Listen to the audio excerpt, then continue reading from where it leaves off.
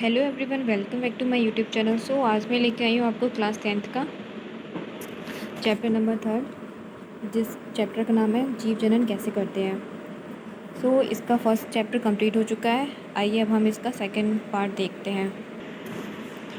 इससे पहले मैंने क्लास 10th की प्लेलिस्ट बना दी है। अगर आपने नहीं देखी तो प्लेलिस्ट को ज़रूर वॉच करें। और मेरा एक टेलीग्राम चैनल है जिसका नाम है स्टडी विद प्रीति, आप लोग उसको जाके ज़रूर फॉलो करें। आइए अब हम इसका पार्ट 2 पढ़ते हैं। पार्ट 2 में इसका फोर्थ पॉइंट है कायिक प्रवर्धन। कुछ पौधों में नए पौधे का निर्माण उसके कायिक भाग जैसे जड़, तना, पत्तियां आदि से होता है। इसे कायिक प्रवर्धन कहते हैं। मैंने बताया था कि जिसमें बडिंग प्रोसेस हो जाती है जड़, तना, पत्तियां आदि से। पत्तियों से ब्रायोफिल्स में होता है जड़, तना, इन सब से, तने से ये गुलाब आप उसकी कली काट के निकाल दो, लगा दो तो एक नया गुलाब बन जाता है। तो प्राकृतिक विधियाँ कौन सी हैं? जड़ द्वारा डहेलिया, शकरकंदी, तने द्वारा आलू, अदरक, पत्तियों द्वारा ब्रायोफिल्म्स की पत्तियों की कोर पर कलिका होती है जो विकसित होकर नया पौधा बनाती हैं। इन सब के बारे में बता चुकी हूँ। नेक्स्ट है आर्टिफिशियल मेथड। आर्टिफिशियल मेथड में रोपड़ आता है, आम, कर्तन आता है, गुलाब, लेयरिंग आती है, चमेली। जो आम होता है रोपड़ द्वारा होता है, गुलाब कतरन द्वारा, लेयरिंग चमेली द्वारा। ये कायिक प्रवर्धन के पार्ट्स हैं। अब आता है नेक्स्ट ऊतक संवर्धन। ऊतक संवर्धन में क्या होता है कि इसमें टिश्यूज को हम हार्मोन्स के द्वारा विकसित करते हैं। ऊतक मतलब जो एक पेड़ पौधा होता है उसके हम ऊतक को लेते हैं। ऊतक को एक हार्मोन्स पे रखा जाता है, हार्मोन से एक नए पौधे का निर्माण किया जाता है। तो आइए हम इसमें समझते हैं इसमें है क्या। तो इस विधि में शाखा के सिरे की कोशिकाएं लेकर उन्हें पोषक माध्यम में रखा जाता है। ये कोशिकाएं गुणन कर कोशिकाओं की गुच्छे, जैसे कैसल कहते हैं, में परिवर्तित हो जाती है। कैसल को हार्मोन्स माध्यम में रखा जाता है जहाँ उन्हें विभेदित होकर नए पौधे का निर्माण होता है, जिसे फिर मिट्टी में रोपित कर देते हैं। उदाहरण के लिए आर्किक या सजावटी पौधे जितने भी हैं उन्हें ऊतक संवर्धन द्वारा नया विकसित किया जाता है। अब कायिक संवर्धन के लाभ क्या क्या हैं, आइए देखते हैं कायिक संवर्धन के क्या क्या लाभ हैं।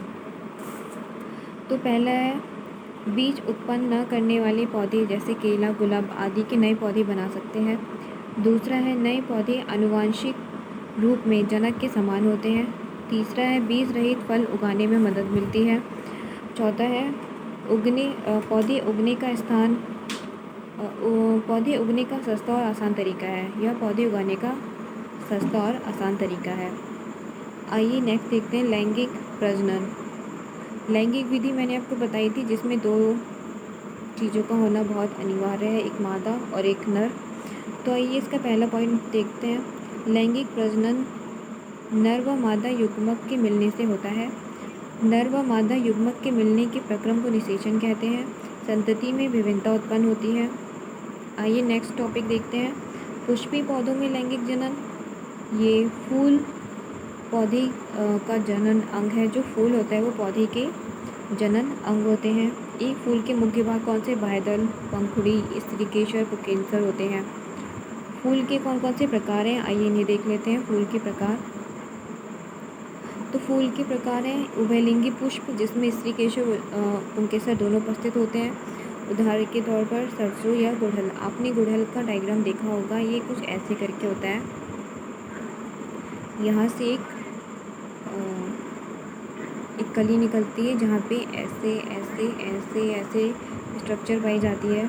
तो यहाँ पे ओवरी पाई जाती है और यहाँ पे पुंकेसर पाए जाते हैं। मतलब यहाँ पे मेल ऑर्गन्स पाए जाते हैं और यहाँ पे फीमेल ऑर्गन्स।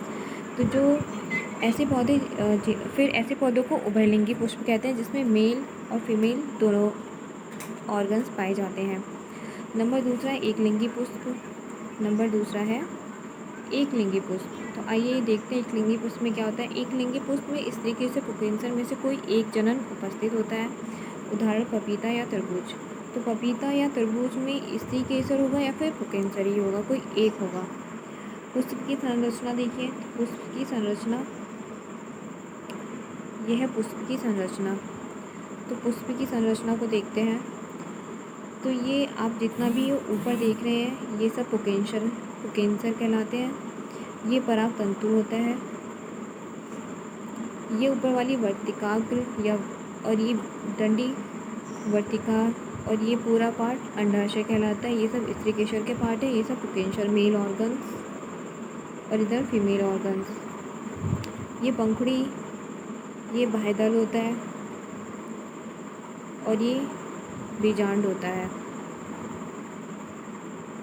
ये एक पुष्प के पार्ट से इनका आप स्क्रीनशॉट ले सकते हैं। अब देखते हैं बीज निर्माण की प्रक्रिया।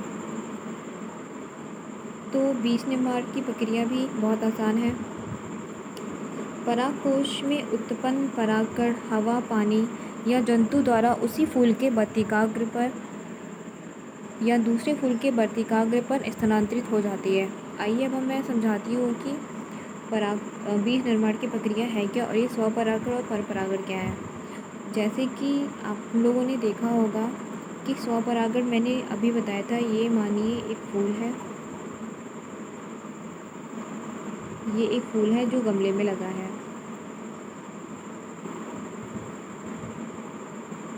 ये ठीक है। अब इस पे कुछ परागकण हैं। अब ये परागकण इसी गमले के यहाँ पे आके गिर जाए, इसी फूल की इस पे आके गिर जाए, सेम कहीं और ना जाए, इसके परागकण इसी पे आके गिर जाए और यहाँ से एक नए पौधे का जन्म हो जाए, एक नए फूल का फॉर्मेशन हो जाए, तो इसे स्वपरागण कहते हैं। स्वपरागण, ठीक है। अगर मैं आपको परपरागण के बारे में बताऊं तो परपरागण में आप समझ सकते हैं कि ये एक फूल है और एक यहाँ पे फूल है। इसके परागकण या हवा, पानी या फिर किसी भी चीज़ के द्वारा उड़कर दूसरे गमले के, मतलब यहाँ पे एक दूसरा गमला बना है, दूसरे गमले के फूल पर जाकर मिलता है, तो उसे परपरागण कहते हैं। परपरागण। आई थिंक आप स्वपरागण और परपरागण समझ गए होंगे। तो आइए अब देखते हैं है क्या। तो परागण में, परागकोश में उत्पन्न परागण हवा, पानी, जंतु द्वारा उसी फूल के वर्तिकाग्र पर स्वपरागण या दूसरे फूल के वर्तिकाग्र पर परपरागण पर स्थानांतरित हो जाते हैं। नेक्स्ट, परागण से एक नलिका विकसित होती है जो वर्तिकाग्र से होते हुए बीजांड तक पहुंचती है। मैंने दिखाया था अभी आपको। नेक्स्ट है अंडाशय के अंदर नर व मादा युग्म का निषेचन होता है तथा युग्मज का निर्माण होता है। नेक्स्ट है युग्मज में विभाजन होकर भ्रूण का निर्माण होता है। बीजांड से एक कठोर आवरण विकसित होकर एक बीज में बदल जाता है। अंडाशय फल में बदल जाता है। बाद में फूल के अन्य भाग झड़ जाते हैं। ये बीजांड की संरचना है।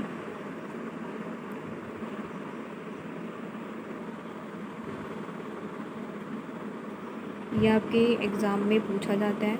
ऊपर परागण होता है, ये वर्तिकाग्र है, ये नर युग्मक है। तो परागण, जब मानिए कि ये फूल है, इसके परागण इस फूल के परागण पर आए तो ये वर्तिकाग्र से होते हुए ये परागनली है। तो ये जो नर युग्मक है मतलब परागण, ये यहाँ पर जाता है। ये पूरा हिस्सा मैंने आपको बताया था अंडाशय कहलाता है। यहाँ पे ओवरी है, जाता हुआ ये यहाँ पे विकसित हो जाता है, यहाँ पे जाके मिल जाता है। तो मिलने के बाद ओव्यूल मतलब अंडा और यहाँ पे नर युग्मक आपस में संयोजन करते हैं। संयोजन द्वारा फिर ये जाइगोट का फॉर्मेशन करते हैं। जाइगोट का फॉर्मेशन करते हैं तो जाइगोट के बाद एक नए बीज का निर्माण कर लेते हैं। फिर नए बीज धीरे धीरे एक फूल में या फिर फल में चेंज हो जाता है। यही सब इसकी प्रोसेस थी। फूल में जनन कैसे होता है, लैंगिक जनन। आइए अब हम मानव प्रजनन के बारे में पढ़ेंगे, लेकिन मानव प्रजनन के बारे में हम कल पढ़ेंगे। So thanks for watching my video and जिसको भी मेरी वीडियो अच्छी लगी वो प्लीज़ मेरे चैनल को सब्सक्राइब करें एंड लाइक करें। Thank you so much.